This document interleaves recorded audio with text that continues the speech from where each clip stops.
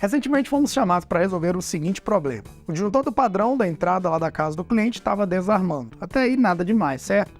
O detalhe é que quando o padrão desligava, lá no quadro de distribuição desarmava o disjuntor do circuito específico. Só que o disjuntor geral do quadro de distribuição não atuava. Ué, e um agravante, não era sempre que isso acontecia não. Ou seja, era o famoso problema intermitente. Uma vez ou outra atuava um disjuntor, depois atuava outro. E por aí vai aquela confusão, aquele guacho danado. Agora, de volta ao disjuntor do padrão atuando e o geral do QDC não, a primeira pergunta que devemos nos fazer é por que um disjuntor atua? Sabemos que os disjuntores eles desarmam, por sobrecarga ou por curto-circuito. E quando o disjuntor desarma por sobrecarga, ele não afeta outros circuitos. Só aquele disjuntor, só aquele circuito sobrecarregado. Mas, André, provavelmente o disjuntor do padrão não atuou por sobrecarga. Deve ter sido por curto-circuito. Mas por que não desarmou só o disjuntor do circuito que estava em falha? Aí que está o detalhe. Pode acontecer de desarmar um disjuntor, geralmente o disjuntor que está montante, ou seja, antes do disjuntor que está a falha, do circuito que está a falha, e que não tem nada a ver com aquele circuito em específico. E na maioria dos casos, o erro pode estar na famosa e desconhecida ao mesmo tempo seletividade. Tá, André, já ouvi falar disso na proteção, mas o que é essa tal seletividade? A seletividade ela é o isolamento de um circuito com falha até o ponto de falha, sem que nenhum outro circuito seja afetado.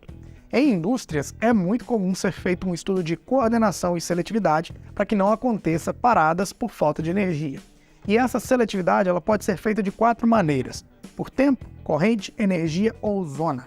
Como a seletividade por tempo é a mais simples de ser aplicada, é a que utilizamos nas instalações residenciais e comerciais também. A seletividade por tempo é aquela que analisamos a curva de disparo do disjuntor. O problema é que, dependendo da corrente de curto-circuito, pode acontecer que tanto o disjuntor do circuito quanto o disjuntor do padrão desarmem ao mesmo tempo. Ou não, pode ser que apenas o disjuntor do circuito desarme, e isso explica o fato do problema ter sido intermitente. Algumas vezes o padrão atuava junto, outras vezes não. Para ficar mais fácil o entendimento, nada melhor então que a gente provar na prática.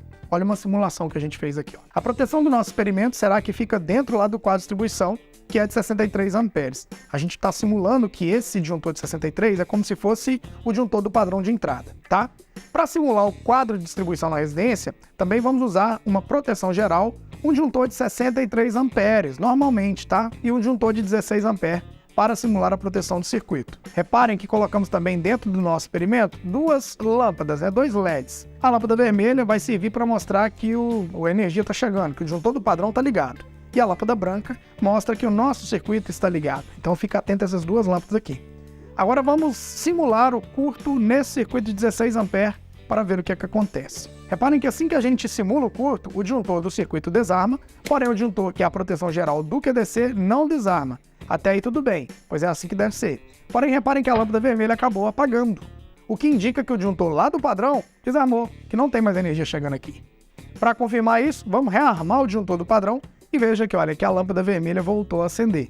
E quando resetamos o disjuntor do circuito, a lâmpada branca também acende, indicando que tem energia ali passando naquele circuito. Caramba, mas isso acontece sempre, André? É como eu disse, meu querido, é um problema que pode ou não acontecer, tanto que para a gente conseguir fazer esse teste funcionar foram várias tentativas aqui na empresa. Teve hora que só o disjuntor geral do QDC atuava, tinha hora que só o disjuntor lá do padrão, tinha hora que só o circuito, tinha hora que era um junto com o outro. Enfim, 2 dicas eu vou te dar aqui para você pelo menos diminuir a chance de acontecer um problema desse numa instalação que você fizer. Primeiro, procure sempre usar como disjuntor geral o que tiver a maior curva de disparo. Por exemplo, se na instalação você tem disjuntores de curva C para tomada, iluminação e curva B para um chuveiro, opte por colocar disjuntor geral curva C, seja o geral do padrão, seja o geral do quadro de distribuição. Tudo curva C, porque a maior curva que tem na instalação é a C, tá? Segundo, observe também a capacidade de interrupção de curto-circuito dos disjuntores que você está instalando. A maioria dos disjuntores DIN do mercado são de 3 kA, ou seja, de 3.000 amperes. Isso é a capacidade de interrupção dele. Já lá no padrão, é recomendado usar valores acima disso. Na norma da CEMIG, por exemplo, fala de 5 kA, 10 kA, por exemplo.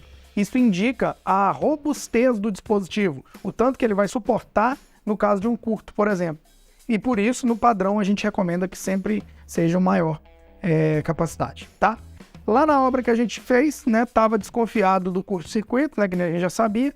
A gente verificou, então, todas as tomadas do circuito que estava a falha e acabamos descobrindo que não era na tomada que estava um curto, mas um cabo desencapado do bocal de uma lâmpada. Estava ligado no mesmo circuito das tomadas. Sempre que havia alguma vibração no local ou dilatação, o cabo fechava um curto e atuava os disjuntores, tá? Daí foi só refazer a ligação corretamente e o problema foi sanado, foi resolvido. Bacana, André. Quanto que você cobrou nessa visita técnica? Lá, contando com o tempo de solução, diagnóstico e solução, mais a ida, a volta, né, o deslocamento, a gente gastou 3 horas de serviço. A hora da Engerral calculada pelo app Meu Ajudante para esse serviço é de R$150, fechando então o orçamento, já com diagnóstico e solução, foi R$450. Mas e se você tivesse gastado mais horas para descobrir esse problema, André?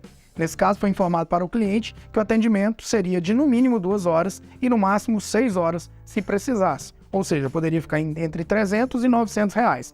Ele concordou e a gente partiu para realizar a solução, tá? Para ele ficou de bom tamanho, né? R$450 é metade dos 900 que ele poderia gastar com a gente caso demorasse mais, tá? E afinal, também é isso que eu acredito. Honestidade e transparência pode até parecer, dar uma impressão que a gente não está indo rápido. Mas com certeza, honestidade e transparência faz a gente ir mais longe, né? A Engerral é prova disso também. E o link do app Meu Ajudante para você fazer seus orçamentos tá logo na descrição e nos comentários. Além também do Ralph, né? O nosso mascote e o melhor amigo do autônomo, tá chegando junto aqui no quadradinho oficial da Engerral logo abaixo. Então clica na cabeça do cachorro aí, ó, e garanta já o seu acesso gratuito, tá? Ao lado tem mais vídeos da Engerral, inclusive os últimos publicados. Um grande abraço, meu querido. Obrigado pela paciência, pela audiência. Tchau, obrigado.